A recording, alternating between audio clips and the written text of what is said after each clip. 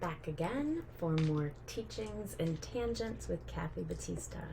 Today I want to talk about the differences and similarities between empathy, sympathy, and compassion.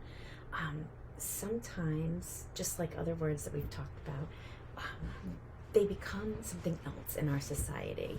And I want to talk about what each one means and really how we can use them as barometers for other people and for ourselves, for that inner child, for that inner person, for that person that we're becoming, person we're changing from, right? So we've got sympathy. And sympathy is when you are able to imagine or conceptualize with what somebody's going through. You can understand what they're going through. Where empathy is you've actually been through it or something similar. So you can empathize with them, meaning that you have that shared feeling or experience. And actually it goes beyond feeling, because with sympathy we can understand what somebody may or may not be feeling because of how it what it evokes in us. But that's also our assumption because we haven't had that experience, right? And I guess ultimately when we're dealing with other people, it's all assumption unless they are telling us and they're honest, right? So then we have compassion, which compassion is the willingness to offer aid or help when somebody is in a situation that you either have empathy or sympathy for them, right? Compassionate is having that sense of willingness, forgiveness, that feeling of altruistic, wanting to help and wanting to offer your help, to be of service to other people or to yourself, right? To offer that self-compassion. So let's take the example of somebody's parents, one or both, have passed away.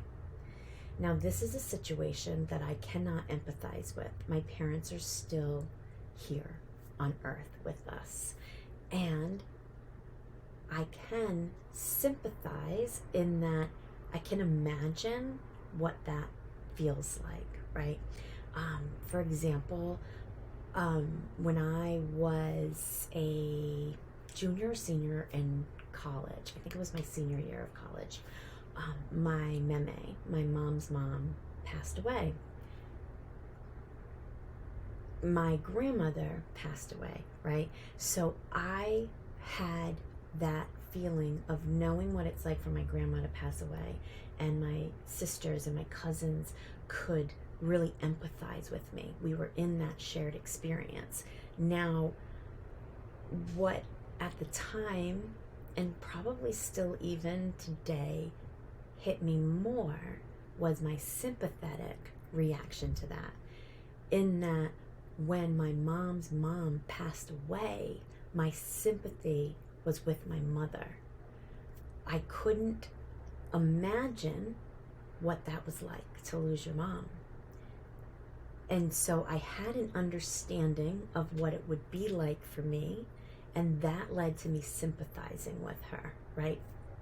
And then when we think of situations when somebody passes away, whether it's empathizing or sympathizing, we want to offer that compassion. More often than not, people are saying, what can I do to help, right? There's that level of compassion.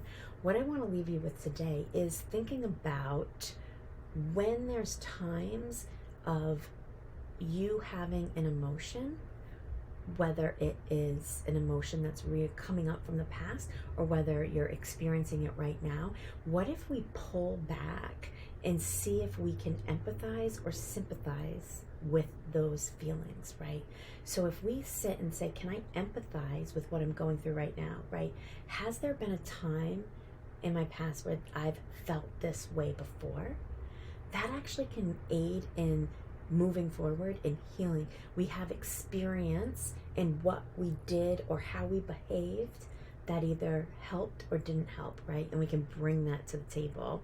And then if we're having a feeling that we sympathize with, like we're actually like literally moving from sympathizing to empathizing because we're experiencing it. But if we step back and say, how can I show myself sympathy with this? How can I say, God, it must be really hard what I'm going through right now, and offer myself that sympathy. And then ultimately, whether you're having sympathy or empathy for yourself, think about where you can draw compassion. What can you do? What willingness can you give yourself towards healing?